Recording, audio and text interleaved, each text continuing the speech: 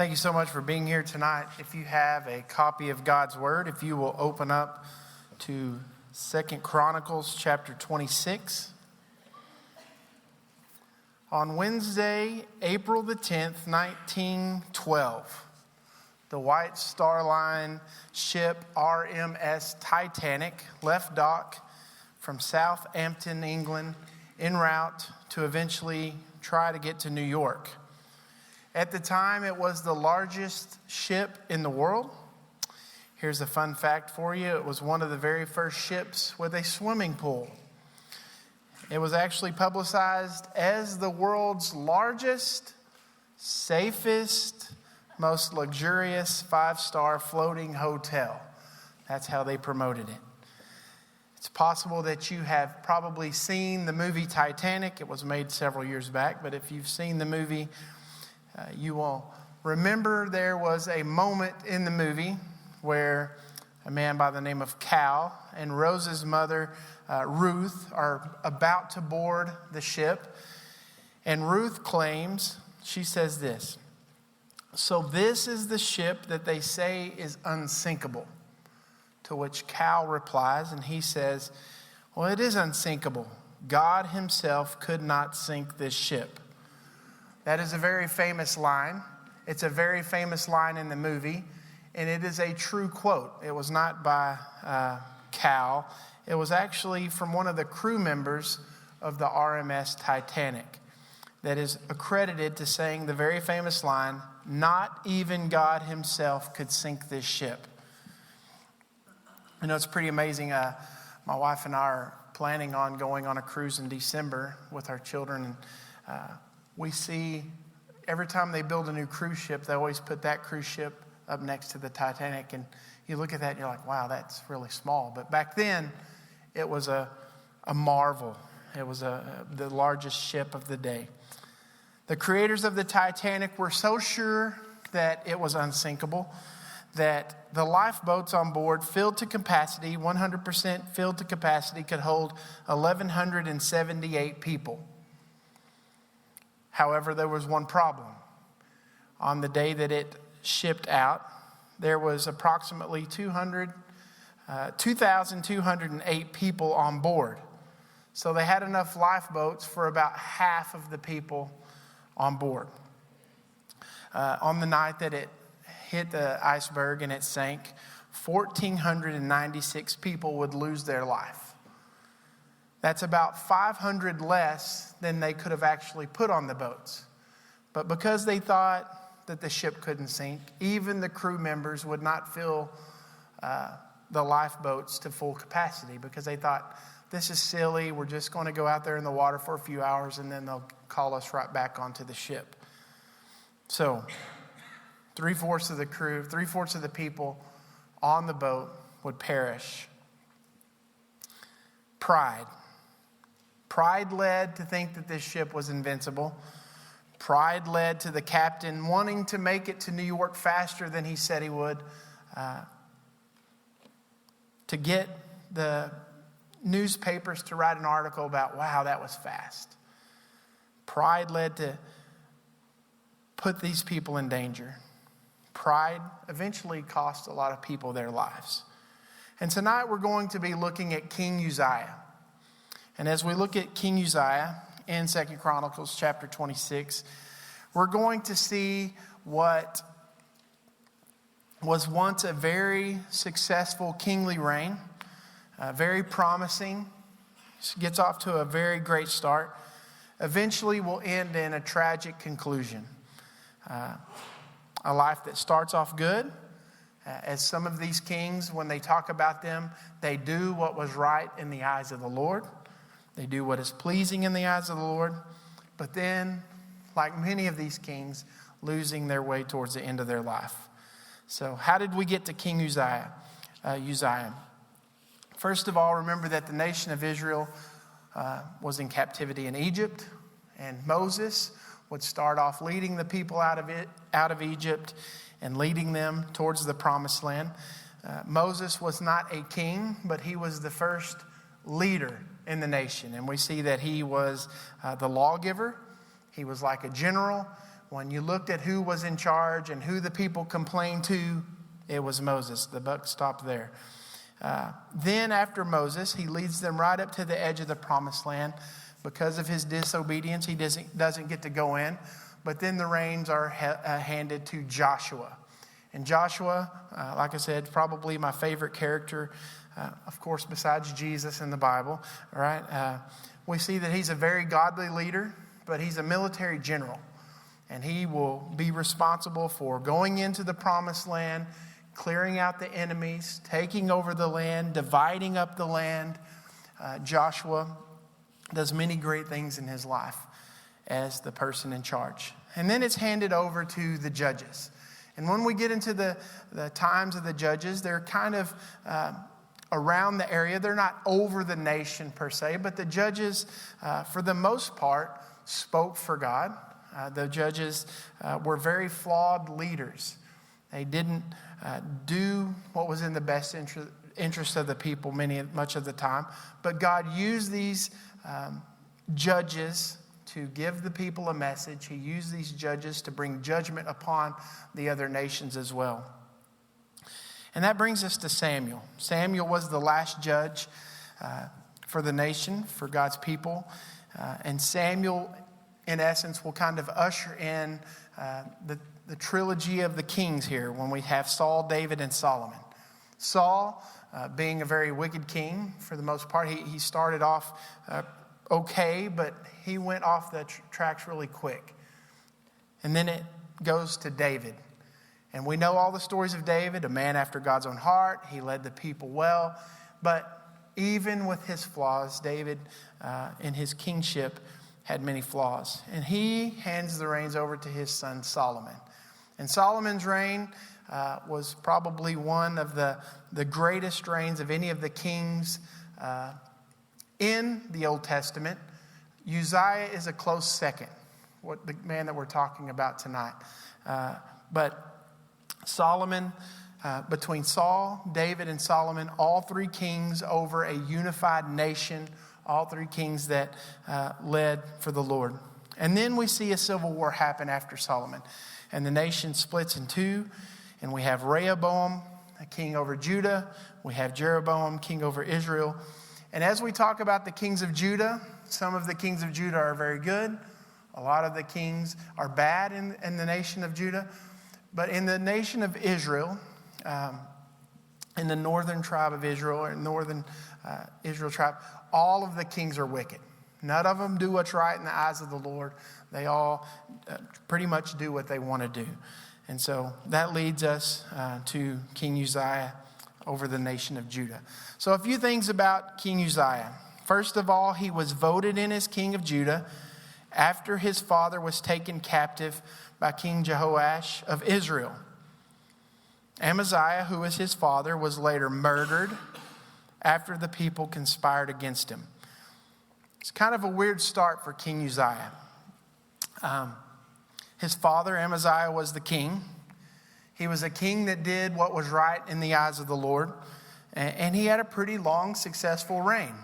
But towards the end of his life, he challenged the king of Israel, and not to get into it too much because this is about King Uzziah, not about his father, but he challenges the king of Israel to a duel, or why don't you come meet me face to face? It's like your junior high boys meeting on the playground. You know, when we meet out there, we're going to get together and we're going to have a little conversation, right? And as we say here in West Texas, his father, Amaziah, is going to bite off more than he can chew. And because he bites off more than he can chew, we're going to see that he will eventually lose to Jehoash in battle. And the city will be ransacked, and he is taken captive. He's taken into captivity. And in this time, while he is in captivity, the nation kind of gets together and they say, all right, we're going to make his son the king. So King Uzziah is made king while his father is in prison, or a prisoner in Israel. So he's placed on the throne in that time. So just an interesting fact. For 25 years, for the first 25 years of King Uzziah's reign, his father is still alive. So they're kind of co-kings. He's not like he removed him from being king, But King Uzziah was in a place of leadership. He was making calls for the nation. He was in charge of the nation while his father was kind of off in captivity. And even when he's released, he kind of runs around trying to hide from people who are trying to get to him. We'll talk about that in a second. Eventually, he will lose credibility with the people. The people will hunt him down, and the people will put him to death, putting his son in sole reign over the throne of Judah. And so here's another interesting point. Not only did he co-reign with his father at the beginning of his life, he also co-reigns with his son towards the end of his life. So the past 17 years, there's only a middle gap in the middle of his long reign of 17 years where he is the sole king of Judah. 17 years where he's the sole king of Judah, where he reigns. So he reigns a little bit with his father at the beginning, reigns with his son a little bit at the end, and he has about 17 years in the middle where he is the sole king over Judah. Here's your second point. Uzziah was made king at the age of 16, and he had a reign of 52 years. This is the longest continuous reign of any of the kings in the Old Testament. Manasseh will have a reign of 55 years, but it's interrupted by captivity by the king of Babylon. So when we think about, don't show this next picture before I get going, but to think about Uzziah's reign and the fact that he reigned over the nation of Judah longer than I've been alive, and I think I'm pretty old at this point in my life. It's an incredible run. Don't show the picture yet. So can anyone remember this? Did he show the picture yet? Okay. If we think about who was the president of the United States 52 years ago today, does anyone have a clue who it might have been? I heard lots of... Okay, show them the picture. Richard Nixon. If you were to go back and keep the same president for the last 52 years, Richard Nixon would still be president today. That kind of gives you an idea of how long King Uzziah reigned in this time. Do I have the wrong picture up there? I just wanted to make sure. He wasn't my president, so I couldn't have known anyway. So, at the age of 16, he was made king, and he had a reign of 52 years. Point number 3. Uzziah means Yahweh is my strength. Uzziah is his name in 2 Chronicles. We see him by a different name in the book of 2 Kings. In 2 Kings chapter 15, he goes by the name Azariah, which means Yahweh has helped. So Yahweh is my strength, and Yahweh has helped. And if you were to only read in 2 Kings about Uzziah or Azariah, you'll miss a ton, because there's only about 9 verses in 2 Kings that talk about Azariah. Whereas Uzziah has several chapters, and it gets into Isaiah and other books that King Uzziah is mentioned in. So we're going to look tonight at 2 Chronicles chapter 26 as we look at the reign of King Uzziah. First point, Uzziah sought the Lord as instructed by Zechariah. He sought the Lord as instructed by Zechariah, and God made him prosper. God made him prosper. Let's look at verse 5, chapter 26. It says, and he set himself to seek God in the days of Zechariah, who instructed him in the fear of God. And as long as he sought the Lord, God made him prosper. This is what I believe is Uzziah's greatest achievement in his reign as king. I started with this because I think it's the reason why we're going to see the success, the reason why we're going to see growth, the reason why we're going to see the nation flourish under his reign. And it's because he had a man named Zechariah who was coaching him. Now, Zechariah is not the prophet Zechariah that is so famous in the Bible. Zechariah, it's one of those instances in the Bible where it's the same name, but it's a different person.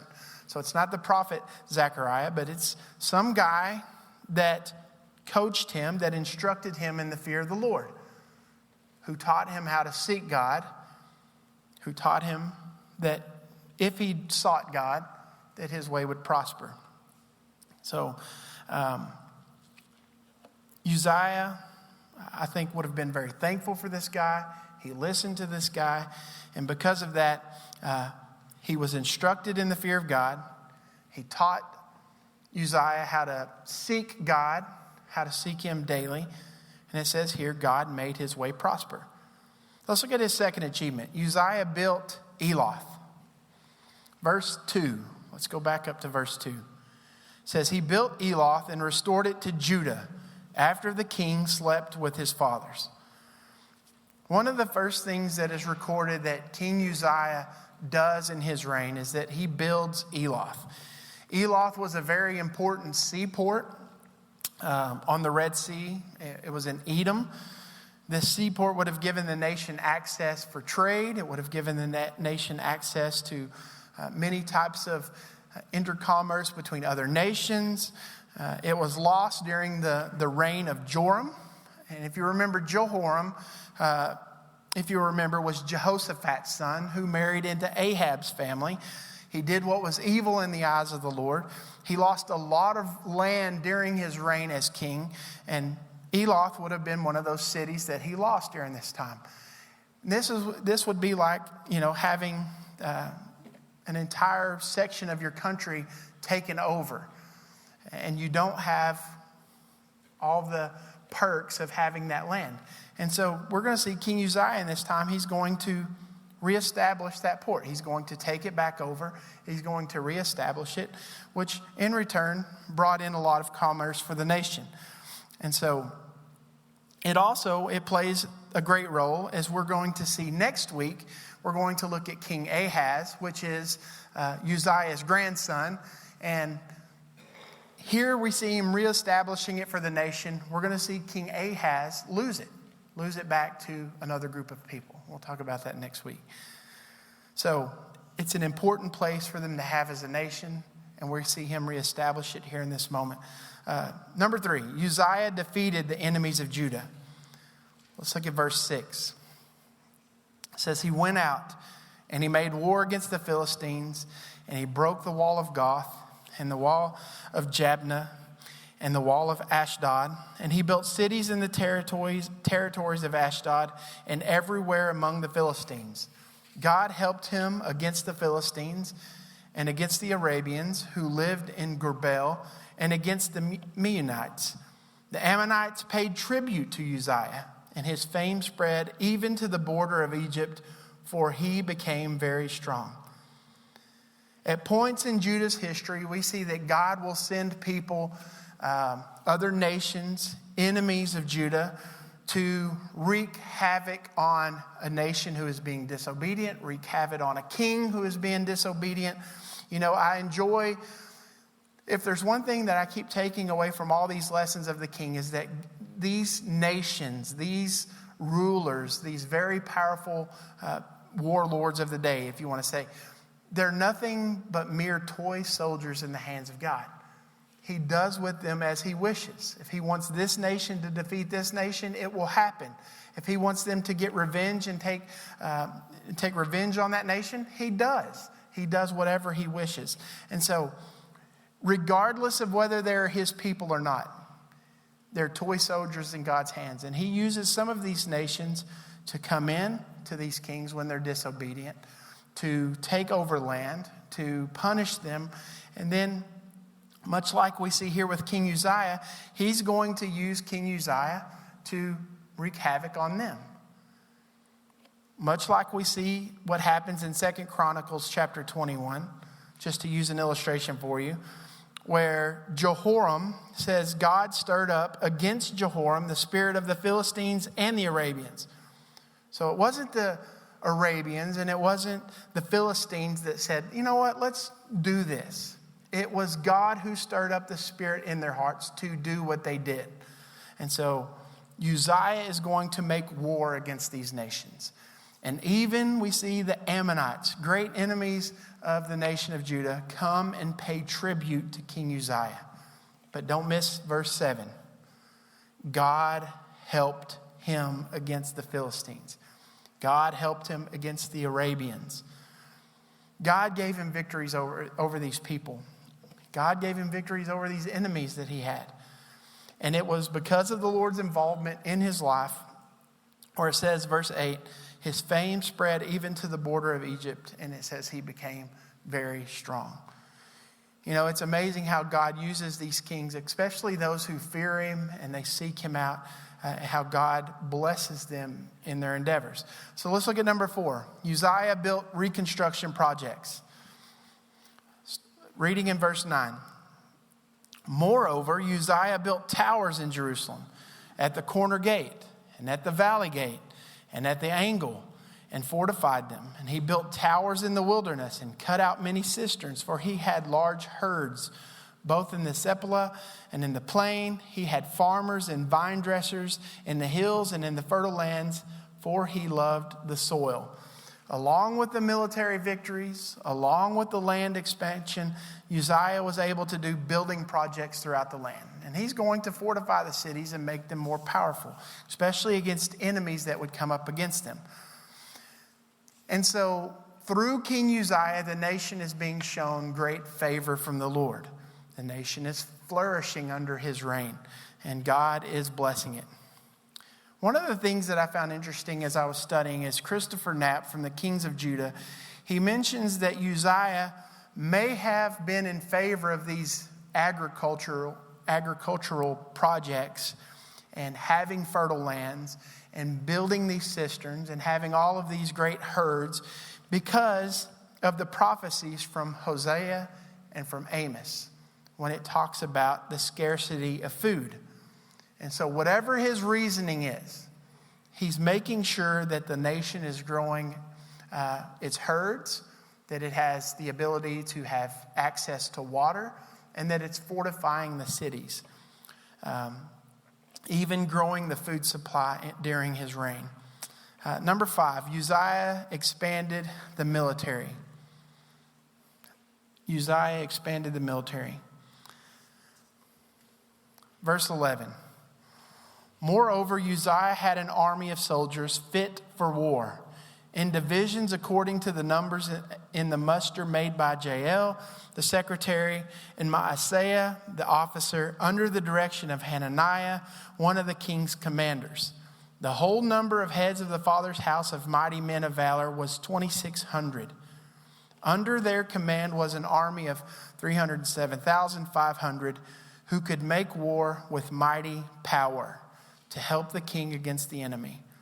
And Uzziah prepared for all the army shields, spears, helmets, coats of mail, bows, and stones for slinging. In Jerusalem he made machines, invented by skillful men, to be on the towers and the corners, to shoot arrows and great stones. And his fame spread far, and for he was marvelously helped till he was strong. So the military expansion. When you think about this military that Uzziah had, it was probably something to behold. And for these guys to march into battle against any enemy, or for enemies to hear about the types of soldiers that he had, they would have been scared to even march against Judah. We see here that he sets up order within the ranks. You know, before there was one military leader, maybe a few military leaders underneath that leader, but besides that, it was just a free-for-all. And here he sets up military ranks. He puts men in charge of the ranks. He creates divisions according to their numbers.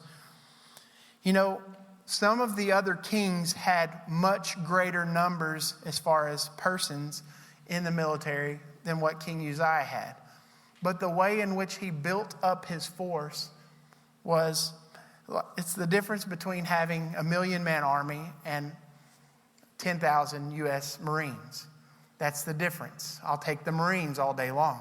And so when King Uzziah sets up this army and he equips them the way that he does. Back in Bible days, if you had most of the people who were soldiers or in the military, they were responsible for getting their own sword. They were responsible for getting their own armor. Not under King Uzziah's reign. He's going to make sure that his soldiers were equipped, and he will do the business of equipping them. Verse 13, says they could make war with mighty power. And that's because I think that they were equipped, they were trained to do what soldiers were supposed to do. You think about some of the things that they had between shields, spears, helmets, coats of mail, that's coats of armor, bows, stones for slinging. I'll show you some pictures. This may have been some of the type of things that King Uzziah would have created. Catapults, machinery to shoot arrows, lots of them at a time. And so all of these things would have been set up on the corners of the cities, on the high places of the city, so that if anyone were to come in, just the act of looking at those military devices in the city, you're like, we can't take that. They'll just pick us off as we try to advance. So their military was beyond the standard of any other military. It says they could shoot arrows and great stones from far away. And again, we are reminded here in this passage that his fame spread throughout the nation. His fame spread all the way to Egypt. And it says, because he was marvelously helped. We don't need to miss that fact, that God was equipping him, that God was blessing him, that God was the one that was giving him this fame and success. All the way back to the first point. He feared God. He sought God. He did what was right in the eyes of the Lord. Now we get to the big part of the story. That three-letter word, but. Because after all this well-doing, after all of this blessing, after all of these things that God has done in his life, it says Uzziah's heart was filled with pride. When he was strong. You know, this word gets a lot of the kings in trouble. All of these things that God's doing, but.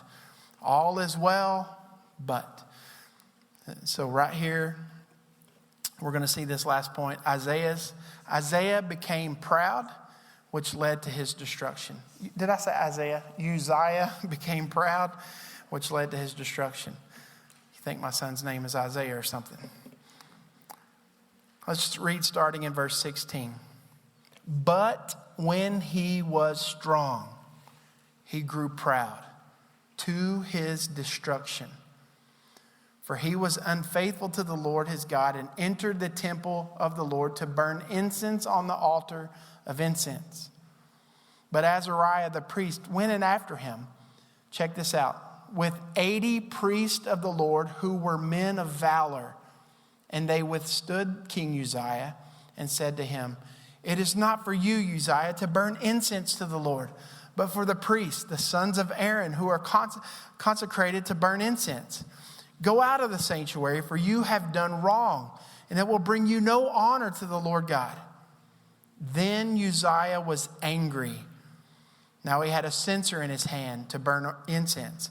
And when he became angry with the priest, leprosy broke out on his forehead in the presence of the priest, in the house of the Lord, by the altar of incense. And Azariah, the chief priest, and all the priests looked at him, and behold, he was leprous on his forehead. And they rushed him out quickly, and he himself hurried to go out because the Lord had struck him. Nick Saban. Nick Saban is probably the greatest football coach of the modern era. On one Saturday morning, like I always do in the fall, I set my alarm for 7 a.m. This last Saturday, I set my alarm for 7 a.m. This next Saturday, I set my alarm for 7 a.m. You're like, Corey, why would you get up early on a Saturday? I'll tell you why. I get up. First thing I do is I start cooking bacon. After I finish the bacon, I cook pancakes. That is my family's choice of breakfast every single Saturday morning. We have pancakes and bacon. After I finish cooking breakfast, I sit down and I turn on College Game Day. And on this particular Saturday morning, on game day, they had an Alabama game that was going to be a highlight of the day. And so they're interviewing Nick Saban. And as I'm watching Nick Saban on this particular Saturday morning on game day, they ask him the question, how do you keep your players humble? How do you keep them from getting overconfident? If you look back at the last 10 years and see how many weeks Alabama has been ranked number one It's ridiculous how many times he's been number one. And so they ask him, how do you keep them humble? How do you keep them from being overconfident? His answer surprised me greatly. He said this. He explained that he has guys. These are not coaches. These are not guys on the payroll. These are either ex-players or people that just love Alabama football and they want to help out in any way they can. And so what these guys do is they get game tape of the previous game. And so it would be like if I was one of these guys and he says, okay, Corey, I want you to take this game tape and I want you to watch number 77. He plays for the Line. And I want you to watch this entire game, and you watch him and him alone. If he does something right, mark it down. If he does something wrong, mark it down. If he misses a block, mark it down. If he's called for holding, mark it down. Whatever he does, I want you to mark it down. And then on Monday or Tuesday, I can't remember what day he said it was, this man sits down with number 77. And he does not tell him, good job. He does not tell him why they won the game. He does not tell them anything that he did right. All he does is tell him all of the things that he did wrong. The difference that he could have made if he had made every block. The difference he could have made if he had not held. So he takes them and he breaks them down by teaching them everything that they missed, not everything that they did right. You know, it's hard to keep players humble who are number one week after week and won 4 of the last 6 national championships. It's hard to keep that type of program humble. Nick Saban says, this is how I do it. Maybe it's possible. I don't know this for a fact, but maybe Nick Saban has read Proverbs 16:18, which says, pride goes before the fall. So why do I tell you that? I think Uzziah had lost accountability. I think King Uzziah was filled with pride. I think he was focused more on his success than the one who had given him all that success. He took his eyes off of God and he put his eyes on himself or a situation. It reminds me a whole lot about Peter when he's asked to step out of the boat and walk to Jesus. He was fine for a moment. We got to give Peter props. He walked on water. He was walking out to Jesus. But when he takes his focus off of Jesus and he looks at the waves, he begins to sink. That's, I think, what's happened here with King Uzziah. David Sanford says it like this. Uzziah lost sight of God as the true king, and he put himself on the throne. In pride, he saw himself as a ruler with the power to do whatever he wanted, even if that meant breaking God's law. And the result, he decided to go in and offer incense. This was worship. This was a part of worship in the temple. But that was not his role. That was definitely not his role as the king. I mean, this is a part of worship, 100%. But this was not his role in worship. And it's definitely not the way that God intended for it to be. This took me back to Egypt. You think about God's people coming out of captivity. We see God's people get to a certain spot. Moses goes up to meet God. And what do they do while he's away? Well, let's build a golden calf. And let's name him Yahweh. And let's bow down and worship him. They began to worship this golden calf. And it says here, in this moment, 80 priests, men of valor, withstood the king from making this mistake. And the mistake that he was trying to do, they pled with him, don't do this. You will get no glory out of what you're trying to do. It will bring you no honor. And they try to throw him out of the temple. To keep you from doing this, we will throw you out of here. And it says the king becomes angry. And while he was in that anger, with the thing in his hand, God strikes him with leprosy. You know, the normal punishment for someone who was not a priest, who was not of the tribe of Aaron, if they tried to offer a burnt offering of incense to the Lord, their penalty was death. But if you think about it, with King Uzziah, that's exactly what he got. Leprosy is a living death. He's about to be cut off from the world. Uzziah had lost his way. He was trying to take liberties in worship that did not belong to him, and it will cause him to live in exile the rest of his days. Verse 21, and King Uzziah was a leper to the day of his death. And being a leper, lived in a separate house, for he was excluded from the house of the Lord. And Jotham, his son, was over the king's household, governing the people of the land. It says, now the rest of the acts of Uzziah, from the first to the last, Isaiah the prophet, the son of Amos, wrote. And Uzziah slept with his fathers, and they buried him with his fathers in the burial field that belonged to the kings. For they said, he is a leper. And Jotham, his son, reigned in his place. And when we think about this ending that he has, one of the greatest kings that the nation has seen. Like I said, I think it's kind of second to Solomon, maybe even better. I don't know. But you think about his reign, you think of the things he did for the nation, and for him to try to do something in worship that did not belong to him, it caused him to be cut off from the people, to be taken away from his kingship.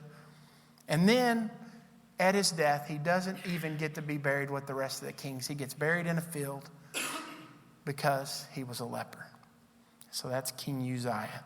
So what do we learn? What do we learn from King Uzziah's life and his reign as king?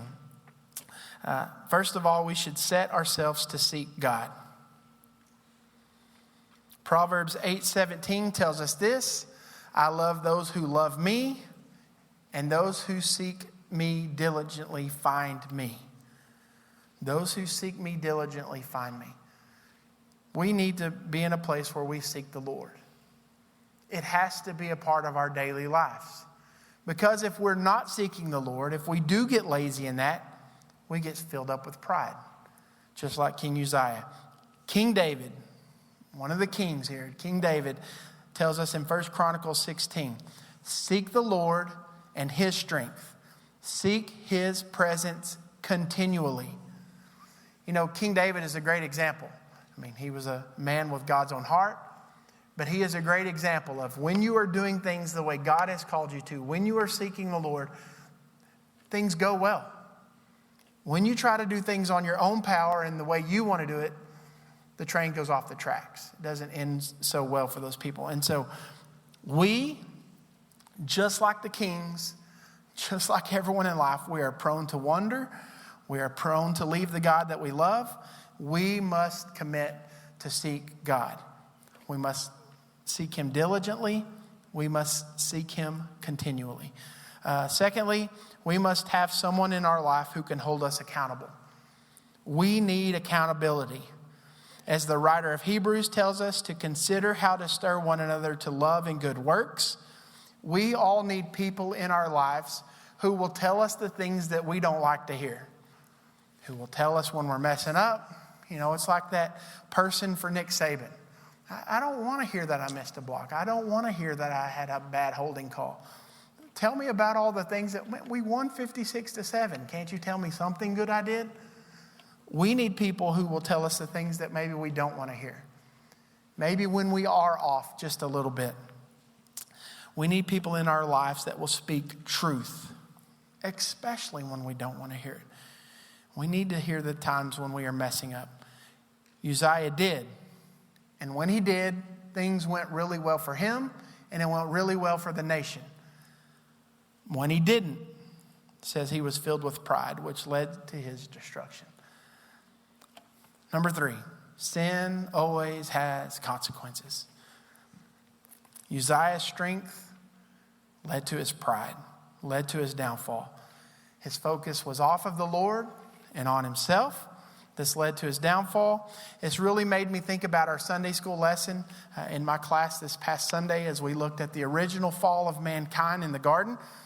When the serpent comes to Adam and Eve and says, did God really say, and you fill in the blank. At some point in Uzziah's life, something snapped inside of his head and some little inner voice maybe said, did God really say it wasn't the king's place to offer incense, to burn the incense? Did God really say that? Is that what he really meant? Maybe that was back then. Maybe it's different now. Look how the Lord's blessing you. Maybe it's okay for you to do that.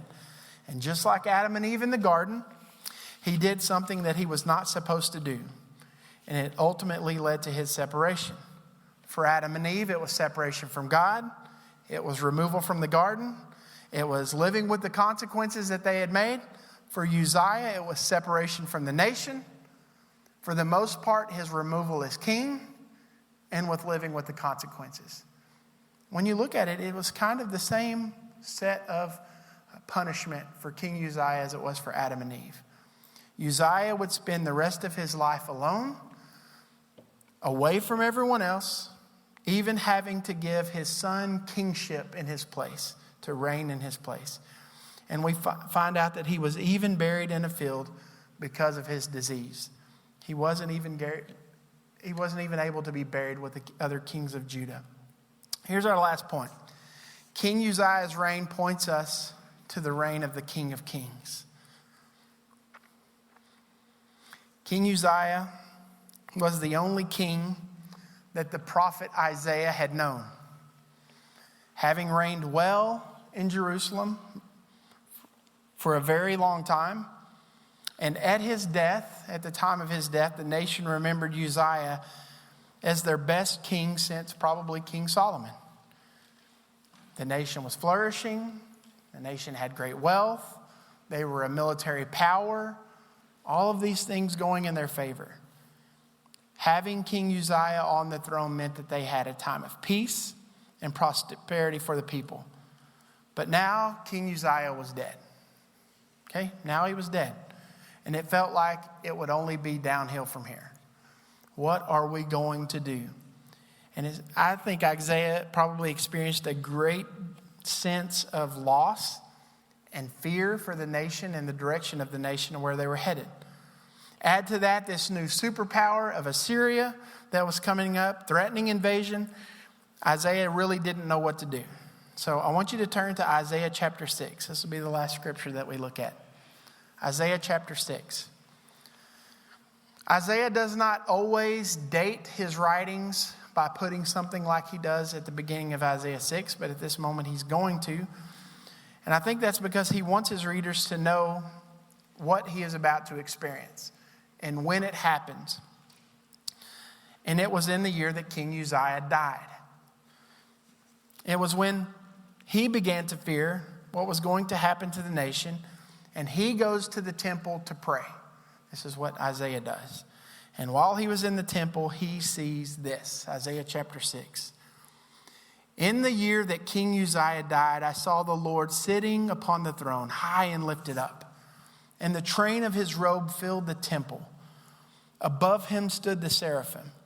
Each had 6 wings. With 2 he covered his face, with 2 he covered his feet, and with 2 he flew.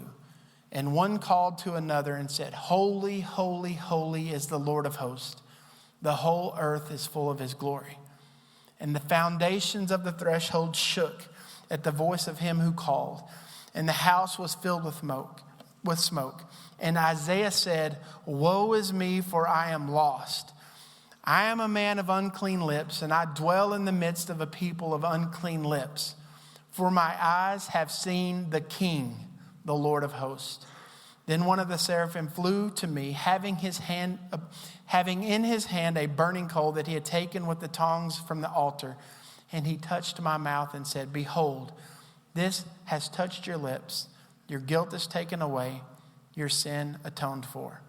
You know, Uzziah was no longer on the throne. But the Lord, the Messiah, was on his. And Isaiah wants us to know that. I can imagine that this must have been an incredible encouragement for Isaiah in this moment, to be able to see the Messiah on the throne. Jesus is the greater king that we are all waiting for. Jesus is the greater David that we long for. Uzziah's reign, even though it was great, it was flawed. And it was only pointing us forward to the King of Kings, the Messiah, Jesus Christ, the one true King of the earth, the one true King of his people, of God's people. And with that, let's pray.